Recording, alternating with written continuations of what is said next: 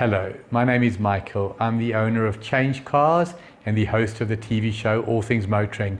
I have one mission, and that is to make a difference to the motoring public. Making a difference how? Making sure that you have safe options, making sure that you have knowledge. In that regard, it is my absolute pleasure and privilege to work with Alan Rosenmeyer of MotorMatters. The man with a hat, I'm the man with no hat, he's the man with the knowledge. Thank you for watching. Okay, Al. We are back. We're back. Well, now. We're back. Where there's a will, there's a L. Oh, God. We haven't used that one in a while. No, we haven't. There's a reason why. Talk to me about Nissan. Listen, now. Nissan. Very Very interesting discussion about their logo. Yeah. I have to say, I like that a lot. I tell you, that was so, with Stephen, that was so interesting. He's the new CEO, is he? No, he's not. He's the sales director. Oh, okay. Yeah. Right. Sorry, Mark. Sorry. Mark. Apologies, Mark. Sorry, new Stephen, Mark, whoever you are. Mark. Yeah. No, he's the sales director. But I'm actually going to be, over a period now, doing more of those. Yeah, no, because I just think it's so fascinating to go into the history of the brand and the logo. Mm-hmm. So there will be more of those videos coming over the next while. Can't wait till you do the Volvo one. Yeah. You know what Volvo stands for, don't you? Do you? Surprise me. Okay. The direct translation of Volvo is I roll. I roll. Roll as in. Why? Because they started manufacturing ball bearings. Oh, really? Yes. All right. Can't wait till you do Peugeot. The Lion. Well, they started manufacturing pepper and salt and pepper Something like grinders. that. Yeah, I have a set. And Opel with bicycles. Yeah. Yeah. I mean, we can go on and on. Okay, well, we're So, supposed to be talking Nissan. Yeah. Nissan. Nissan. Yeah. 23. Exactly. That I did know. Yeah. Okay. That I also did. Yeah. Did Counter karate Japanese. in my day. Yeah. Okay. Now, as most local manufacturers, they are no longer just South Africa. They are either sub-Saharan Africa or the whole of Africa. And that applies to all the local manufacturers now, okay? Because obviously, if you're going to manufacture locally, you can produce, it's production versus sales. To run a factory sustainably, you need to produce a lot more vehicles than you can sell in South Africa. Correct. The local market is too small to support. It's just pure economics, okay? Full manufacture, yeah. And So you economies have of to- scale. you have so to you've got to export, be yeah. exporting. Yeah. So not only Nissan, all of them are concentrating on Africa now. Yes. And Nissan are concentrating on Africa right the way up to Egypt. Right. Because there is a Nissan plant in Egypt, Yeah. which produces cars. Right. Centre and Almere at the moment. Okay. Although I think there could be something, there's something coming somewhere, which they, you know where hints get dropped but nothing gets told. Yeah. Yeah, okay. Because, okay, let's talk the elephant in the room for Nissan at the moment. NP200. Well, it's no longer an elephant. Yeah. It's gone. Yeah, the elephant stomped its way out the room. It's out of here. Yeah. Now, 1,200 units a month on average they've been selling just in South Africa for the last couple of years. That little hole. Navara, they've been building since the latest Navara, they've been building locally. But obviously now, how do they fill that production? Yeah. And Navara is selling, but it's not selling the numbers I think it deserves, quite honestly, locally. So they are now busy opening new markets throughout Africa. Okay. And they are literally pushing country by country. Yeah. And what they decided to do was they are sending 4 or 5 vehicles, I'm not sure what it is, it's not important, locally built Navaras up Africa. Okay. From the plant Yeah. to Cairo. Okay. Now, there are a few question marks as to the route. We know one or two people have done Cape to Cairo before. Who? Terence Tracy for one. Yeah, no, he didn't do Cape to Cairo. He went to London. He went, Manchester, I think it was, in a Hillman Imp. Yeah. But that's No, another story. he's a madman. 60-year-old car, yeah. I've been invited to drive the car, by the way. We know a few that have done it in MGs. Yeah, I'm saying I've been invited to drive that. I just moved straight along. Okay, so now... Well, you think it's that car. No, I think maybe the chassis still left on that car. Everything else has been bolted on. You're digressing.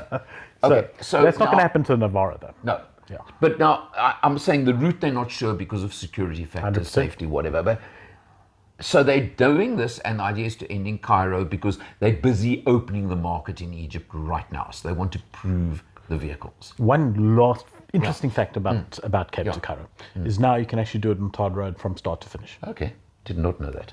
Apparently. Yeah. There is a route.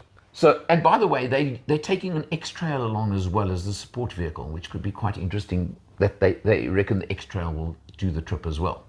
Of course it will. So what they did was they invited a small group of journalists, it was a very small group, I think about 10 media, to join them on ostensibly the first leg. And I'm using those words because there's a few little other sidelines. But the bottom line, we got into them at the factory. Yeah. We drove to a dealership in Menlyn. Yeah. We then hit the road Because straight. their factory's up here in Gauteng. Their factory's at Drossen, outside Pretoria. Yes, it's not down at the coast. No. Just for our viewers. Yeah. Yeah. We then drove straight through to what was Nelspruit, now Mbombela. Yeah. And stopped at the dealership there, who hosted us very nicely, thank you, and snacks and whatever. Had a chat there, and then we overnighted in White River. Okay. And then we flew back, and the vehicles continued. Continued without you. Now, I mean, I've said, please, if you need a driver on any of the other legs, let me know, because that could be interesting. Okay. No, I would love to do more of the trip, but The ones where they drive through Congo, you can go do those. But now look, the thing is that we drove on tar roads or whatever. We were in a Pro 4X. I want to see you go through a jungle backwards. Now remembering on that your roof. the Navara has got the 5-link rear suspension. Yeah. I don't. There's a lot of technical to it. A lot of technical. But what I'm saying is it's the most car-like suspension of any double cab, including Ranger, etc. So on tar, your ride is brilliant. Yeah, the Pro It's 4X really is fantastic. comfortable. Yeah. I'm not going to comment as much as I could on off-roadability because I just haven't really tried it. But from everything I've heard, it's more than capable for your average person. 100%. Yeah, we're not talking hardcore here, but 100%. it really is. But it's comfortable. It's well spec'd. It's everything else. But they actually had a couple of the lower spec versions as well, because the push into Africa, they reckon, will be on the lower spec models. Yeah. And single cabs to a large extent. Working vehicles. More, the working buckies as opposed to the luxury jobbies that South Africa everybody wants. Trying to take on Toyota, are we? Well, exactly. Why not? Exactly, yeah. Look, you say take on Toyota. The fascinating thing, now let's just talk bucky wars for a moment, is how Are there bucky wars in this country? How I don't believe you, Alan. single cab Ford Rangers are sold. It's minute compared to how many Rangers are sold. Really? I don't know currently, but a year or two back, the Ranger outsold the Hilux in double cab. That's right. There was The a moment. Ranger There was was the- a moment when. No, not a moment. I'm talking for a year or two. Total sales over 1 or 2 years. The Ranger actually was the biggest selling double cab. They just got hammered on the single and extended cabs. So I'm Interesting. not sure if it still is. I haven't got the latest figures, I'll be honest. Because you're now virtually, well, it's LCVs, like commercial vehicles Correct, now yeah. versus. Yeah. So very, very interesting. So obviously for the push into Africa, they're going to look at the lowest spec, generally single cab, etc., etc. And that's what they're doing. Now, if you go back in the MotorMatters YouTube channel, I have tested the Navara single cab 4x4. I have tested. I have done the Pro 4x4. Okay. No, what happened was when I got the Pro 2X. I had the Pro 4X. Which goes back to my discussion about do you need 4x4s when you're going for a luxury double cab? Okay? And that's why I like the fact Nissan offer that one. You're quite right. Yeah. I then wanted a 4x4 version because I wanted to test one. Yeah. And there wasn't a Pro Just wasn't 4X one. available, so they gave me the single cab, which I took on some fairly treacherous territory because we went up. No, what happened was we went up to the farm, and we were on a road, a dirt road. It had been raining. And there were actually one or two spots where the road had washed away. Yeah, I remember that. Crossing a little bridge and whatever. So it got quite interesting and technical. And let me tell you, it handled it like a breeze. I mean, it really was no issue. Yeah. and with confidence as well, which was nice. So I can vouch for their 4x4. Sure.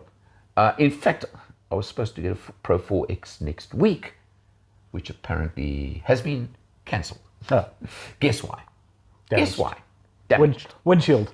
I have no Something idea. along those I lines. don't get the information of what. I just got the information, sorry, damaged, booking postponed. Till next week. Well, I don't know for how. Happily, I'm back next week, so I'll take it off your hands again. I don't know how long it's been postponed for, but We'll see. this is the story of our life sometimes. Anyway, so back to Nissan. Yes. So they pushing up through Africa. Correct, yeah. So, and you went on this shindig with him. Yeah. And it was fun. It was a lot You of had fun. a great time. What was really the nice part, besides having a great time, is when you're on an event with a much smaller group, you get far more interaction with the management team from the manufacturer. So you get a bit more inside background information, which was what got me the opportunity, for example, the story behind the badge. Sure. Now, that would not happen just because when you're on a larger launch, there's It's just not enough time. Yeah. Exactly. Time never allows for these interesting little side bits. That's exactly right. Yeah. So there you go. Interesting. That's how it works. It was a good, fun one. Very interesting one. We shall watch the Nissan manufacturing with great interest. As you know, I watch all manufacturing with great interest at the moment. That's our common interest. It's yeah. very It definitely interesting.